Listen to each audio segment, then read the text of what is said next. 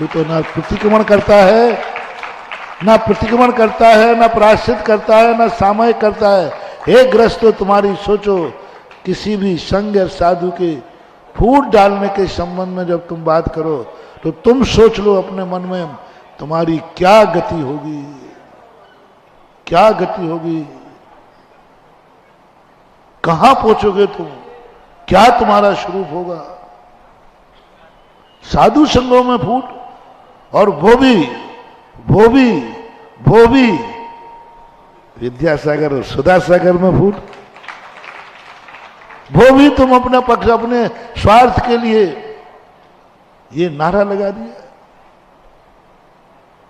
कहा मुझे और कोई दर्द नहीं होता। मैंने कहा ना, मेरे पास तो बहुत शक्तियां हैं, मैं जो ठान लेता हूं, आज तक कोई पैदा नहीं हुआ मेरे कदम को पीछे हटाने वाला। वो तो मुझे कोई डर होता ही नहीं, पर सावधान जरूर रहता हूं, ओवर कॉन्फिडेंस नहीं। मैं भी सावधान रहता हूं और अपनों को भी सावधान रखता हूं। पक्का है कांटा नहीं लगेगा, लेकिन इसका अर्थ है नहीं कि आंख बंद करके चलना शुरू करो। आंख देख के तो चल, सावधान तो रहना ही, सावधान तो रहना ही है।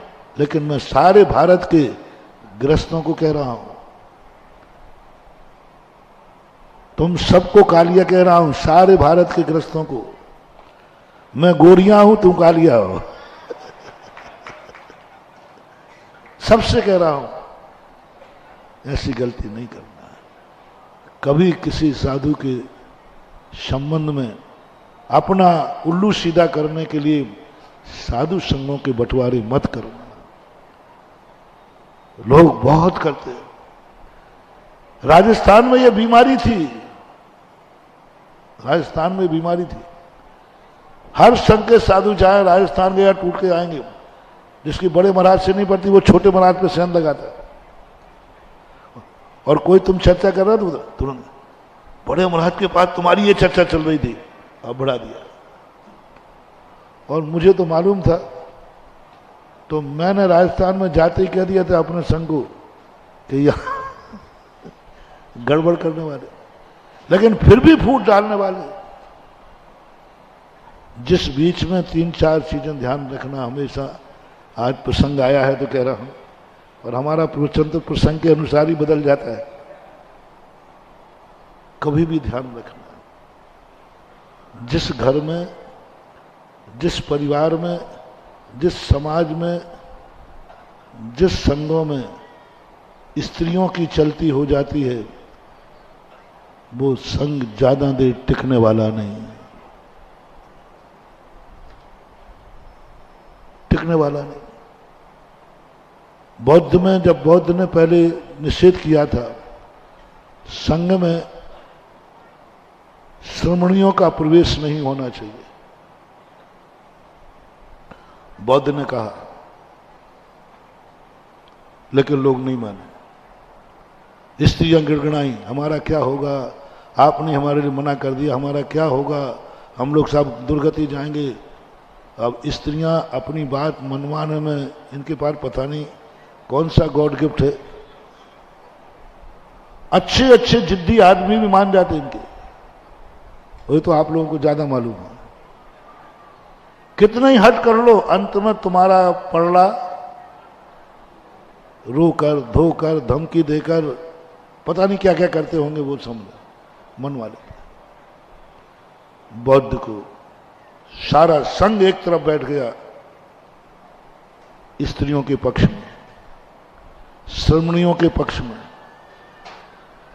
और सब स्त्रियों के पक्ष में लेकर बौद्ध के पास पहुंचे। नहीं, आप बौद्ध हैं, भगवान हैं, आपको स्त्रियों के लिए भी रास्ता निकालना चाहिए, स्त्रियों का भी कल्याण होना चाहिए। बौद्ध ने देखा पूरा संघ, पूरा समाज, तो बौद्ध ने कह दिया ठीक है, आप सबकी बात मैं मानता हूं, लेकिन ये कान खोल के सुन लो, संघ में स्त्रियों का प्रवेश हो गया है। जो धर्म 1000 वर्ष चलता था, वो धर्म अब 500 साल में खत्म हो जाएगा। जो बौद्धों का संगठन था वो बिखर जाएगा। स्त्रियां बीच में आएंगी, विघटन होगा। बौद्ध की घोषणा थी, बौद्ध ने घोषणा की थी, और आप लोगों को भी वो है। किसी भी संघ में, किसी भी परिवार में, किसी भी समाज में यदि मध्यस्थता करने वाली कोई स्त्री होगी, फूट डलेगी। आपके गृहस्थों में फूट डाल देती हैं स्त्रियां। जन्म से दो भाई ऐसे जन्मते हैं कि एक दूसरे पे कुछ आ जाए तो मरने मारने पर उतारू हो जाते हैं। शादी के बाद क्या हो जाता है? दो सगे भाइयों में, दो सगे खून में, जो सगे माँ बाप के दूध में बंटवारा करा देते। जर जोरू और जमीन, ये आपको अनुभव है। बोलो, आप भाई भाई से बंटवारा होते हैं ज्यादा या विवाह के बाद बंटवारे होते हैं ज्यादा? विवाह के पहले नहीं होते, विवाह के बाद। पहले नहीं होते, लड़ते हैं भाई भाई, लड़ते हैं, लेकिन 5 मिनट में लड़ते हैं भाई भाई, लड़ते हैं, ऐसी बात नहीं है। भरत बाहुबली लड़े, लेकिन 5 मिनट में मिल जाते, अलग नहीं होते, लेकिन अलग। संघों में भी जब स्त्रियों की चलेगी, आरिकाओं की चलेगी, वे संघ टूट जाते हैं, बिखर जाते हैं, उनको कोई बेल्डिंग नहीं होती।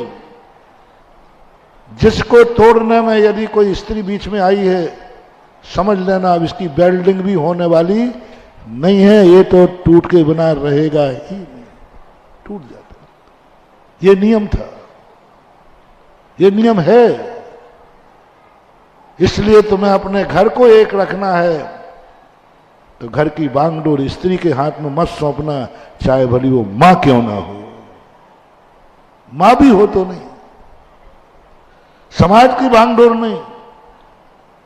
साधु संघों को अखंड रखना है तो स्त्रियां आरिकाओं को बीच में नहीं आने देना, क्योंकि उसका स्वभाव, उसकी गलती नहीं है, नेचर है उसका।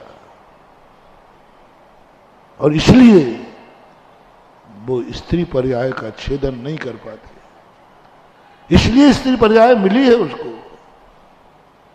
आप लोगों से कहना है मेरा, पुरुषों से, जिंदगी में एक नियम लेके चलना। तुम धर्मात्मा की पूजा करना या नहीं करना, धर्मात्मा की भक्ति करना या नहीं करना, धर्मात्मा बनना या नहीं बनना, एक नियम लेके रखना, कभी धर्मात्माओं के बीच में फूट मत डालना। जहां दो धर्मात्माएं बीच में हो, हट जाना, हट जाना। दो धर्मात्मा बीच हो, कभी बीच में नहीं आना, नहीं तो पिस जाओगे। धर्मात्माओं के बीच में व्यक्ति पिसता है तो ऐसा पिसता है, ऐसा पिसता है कि वो धूल में ही मिलने लायक होता है, किसी लायक नहीं होता। संघों के फूट मत डालो, मत डालो कि हमारे लिए आचार्य श्री का आशीर्वाद है, हमारे लिए महाराज का आशीर्वाद है। डालो कि हमारे लिए पूरे संघ का आशीर्वाद है, पूरे साधु संतों का आशीर्वाद है। नमो लोये, नमो लोये, नमो लोये, सब पेशा हो। क्योंकि तुम्हारा कर्म कहां काटोगे, कब काटोगे? जब ये कर्म उदय में आएंगे, रोओगे। अभी मजा आ रहा है, अभी आनंद आ रहा है। आज मुझे खुशी है कि हमारा ललितपुर बेटा 2 भागों में बंटने से बच गया, जिंदा है, जिंदा है, नहीं तो टूट गया होता, टूट होता और बहुत बुरी तरह टूटता। बस मैं सारे भारत के लोगों के, कुछ भी करो, मैं अपने भक्तों से खास तौर से कहना चाह रहा हूं, कुछ भी करो, चाहे जीतो चाहे हारो, समाज की अखंडता को कायम रखना है।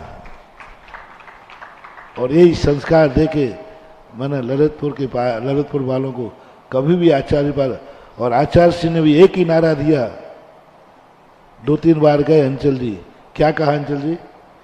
समाज की एकता बनाए रखना, ये नहीं टूट जाए। कलो एकता बलम, पूज्यवर वीरसेन स्वामी महाराज। कलिकाल में कोई शक्ति हमारे पास नहीं है, एकता का बल ही हमारा बल है बस। चाहे हम साधु संघ हो, चाहे आप परिवार हो, चाहे आप समाज हो, यदि एकता है, कल भी मैंने कहा है राजनीतिक मंच में, राजनीति में जब भी तुम्हारा प्रवेश हो सकता है जब सारी समाज एक झंडे पर आवे। एकता, जैनी जैनी के विरोध में खड़ा नहीं होगा। जैनी जिस पार्टी में जैनी को टिकट नहीं, उसको वोट नहीं दी जाएगी। और बैठ करके नगर का एक व्यक्ति चुने, इस वर्ष हमारे नगर का यह व्यक्ति पार्टी से खड़ा होगा, जो पार्टी इसको टिकट देगी जैनियों का वोट उसी को जाएगा। हर गांव हर नगर में, कल जो शाम को बात की, पूरी समाज चुनाव के पहले मीटिंग करो और प्रतिनिधि किसी पार्टी के पिछलग्गू मत बनो। ये देश का, भारत देश का चुनाव है, भारत देश की संस्कृति है। बात एक निर्णय करो, पूरी समाज मीटिंग करो, हमारा प्रतिनिधि एक होगा और उसको चौराहे पे खड़ा कर दो और सारी पार्टियों से कहो इसको जो वोट दे, टिकट देगा, हमारी समाज का वोट उसी को जाएगा। बस इतना सा कर लो आप, इतना सा आप कर लो। जो कल गाथा गा रहे थे लोग कि सन 1947 में विधान पार्लियामेंट में, संसद में 50 जैनी थे, 52 जैनी थे पहली विधानसभा के अंदर, 52 जैनी। हाँ, पार्लियामेंट में 52 जैनी क्या कहलाते महानुभाव। क्यों थे? क्योंकि हमारी समाज में, हमारी समाज से नहीं पूछा था उन्होंने। हमारे समाज के नेता ऐसे थे, उन्होंने जो लिस्ट दे दी वही समाज ने सिरोधारी कर ली, वही लिस्ट सिरोधार कर ली कि हमारे मुखियाओं ने, हमारे नेताओं ने जो नाम दिए हैं, सारी समाज उसके लिए तैयार है, सारी समाज तैयार है। और वो खड़े हुए, वो जीते, क्योंकि वो समाज के नेता बन के आए थे और समाज ने नहीं, समाज के नेताओं ने उनको एक निकाला। एक भी विरोध में खड़ा नहीं हुआ था। सन 1947 का चुनाव पार्लियामेंट उठा लो, पूरे भारत में एक जैनी जैनी के सामने नहीं था, कोई जैनी जैनी के सामने नहीं था। और जहां जैनी थी, जैनी समाज पूरी थी। बल्कि कल जो मैंने बहुत बड़ी बात की, जैनी वह है